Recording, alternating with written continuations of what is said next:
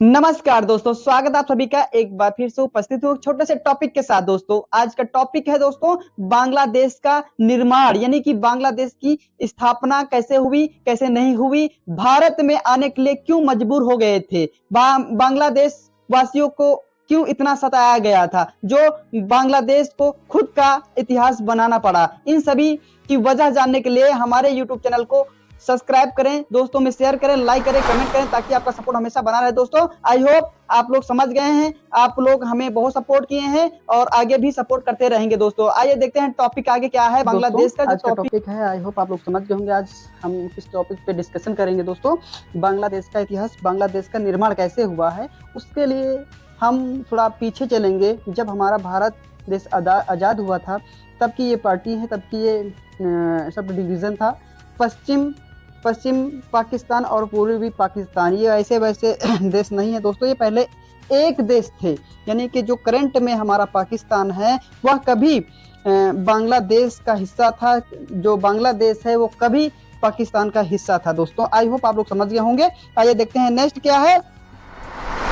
पाकिस्तान की जो जुल्फ अली कर भुट्टो जी थे, उनकी जो पार्टी थी, उनकी जो अध्यक्षता थी पीपी, यानी कि पाकिस्तान पीपल ऑफ पार्टी के नाम से इनकी अध्यक्षता थी। और ये तब जब बांग्लादेश में शेख मुजीबुर रहमान जी थे और उनकी पार्टी का नाम बांग्लादेश अवामी लीग के नाम से वो अपना एक संगठन चलाए थे, अपनी एक पार्टी बनाए थे, वो पार्टी से वो अध्यक्षता करते थे। तो दोस्तों आई होप आप लोग समझ गए होंगे।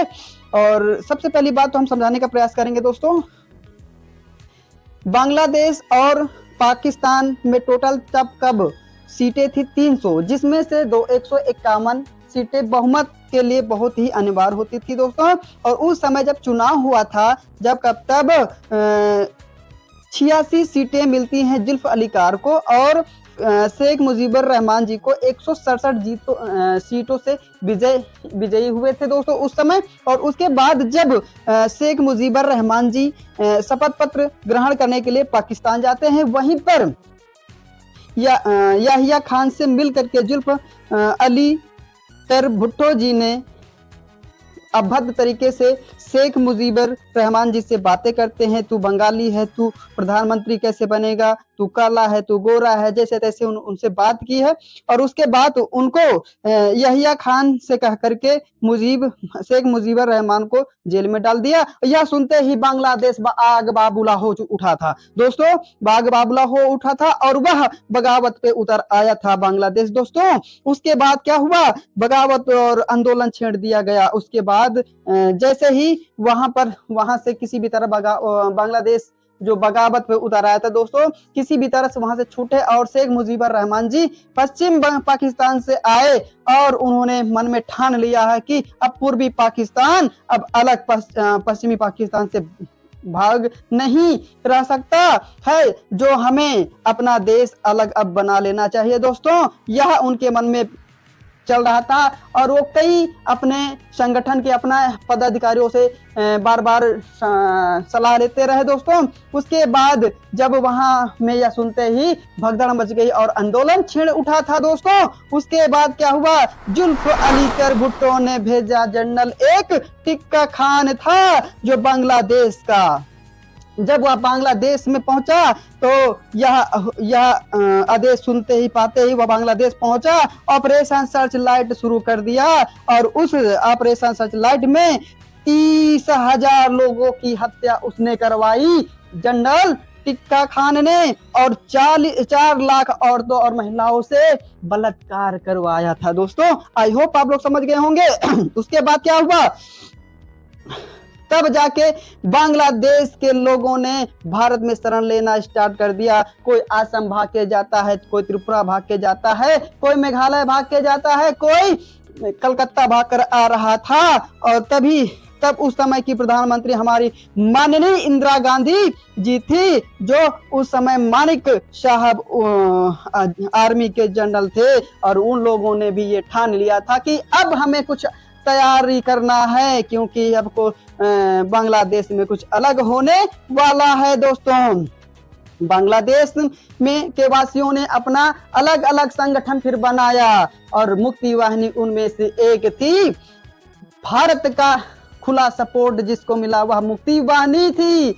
और जनरल टिक्का खान ने भी 3 ब्रिगेड बनाए थे, जिसमें से नंबर 1 अल बद्र और अल जम्ब और रजाकर था। और उसमें से दोस्तों सबसे जालिम रजाकर थे, जिसने सबसे ज्यादा रेप और मर्डर किए थे। उसके बाद अंततः अगर हम बात करें दोस्तों, मुक्ति वाहिनी की जीत होती है और वहीं पर शेख मुजीबर रहमान जी की सत्ता बन जाती है और तब जाकर के वहां पर मुक्ति वाहिनी की जीत हो जाती दोस्तों। तब जाकर के 93 सैनिकों ने सरेंडर भारतीय सैनिक के सामने किया था दोस्तों।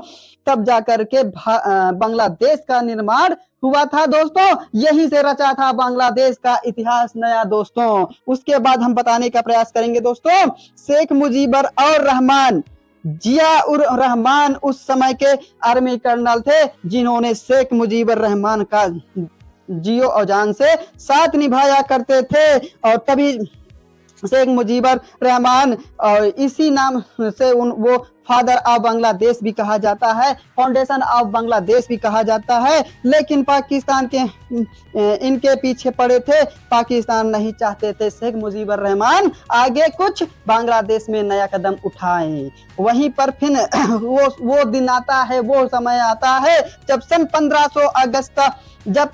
अगस्त 1975 में शेख मुजीबर रहमान अपने घर में रहते थे। वो दिन था, ये कौन सा? 15 अगस्त का दिन था जब शेख मुजीबर रहमान अपने घर में थे अपने परिवार के साथ। कुछ लोगों ने अपने उनके घर में आकर आर्मी वर्दीधारी पहन करके उनके घर घुस गए, गोलियां चलाने लगे। यह सुन के शेख मुजीबर रहमान सीढ़ियों से नीचे आ रहे थे, सीढ़ियों पे ही उनको गोली मार के हत्या कर दी थी दोस्तों।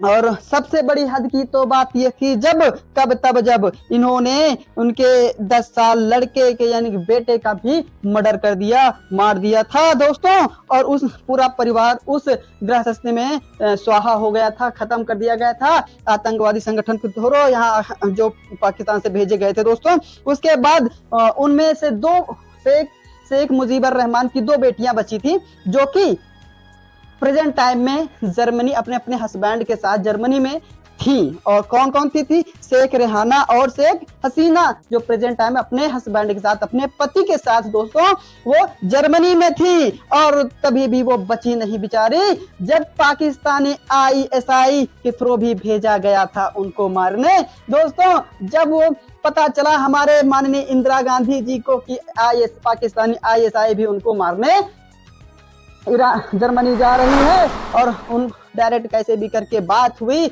और उनको अपने भारत में बुलाकर पनाह दिया कि यहीं जब तक का बांग्लादेश का हालात नहीं सुधर जाता तब तक आप हमारे भारत देश में रहिए, और यहाँ पर किसी प्रकार का कोई खतरा नहीं, कोई ISI यहाँ पे मेरे परमिशन के बिना नहीं घुसेगा कहीं का भी हो। फिर जिया उर रहमान के साथ के बाद रहमान सत्ताधारी कौन था? जिया उर रहमान के हाथ यह सत्ता आ जाती है दोस्तों। कौन? वही जो को जब उस आंदोलन में, जब उस क्या कहते हैं आंदोलन में शेख मुजीबर रहमान की साथ दिया था, उसके मित्र यानी जिया उर रहमान जो आर्मी कर्नल थे, उनके हाथ ये सत्ता आ जाती है। लेकिन बांग्लादेश वासी भी इनको उस पद पे पसंद नहीं करती थी दोस्तों। लेकिन बांग्लादेश की जनता उनको भी देखना नहीं चाहती थी कि जनरल आर्मी जिया उर रहमान को इनको भी ठीक उसी तरह वह सन आता है, वह घड़ी आती है सन 30 मई 1981 में घर में ही सेना घुस करके इनकी हत्या कर दी। और इनकी पत्नी बची कौन? खालिदा जिया थी।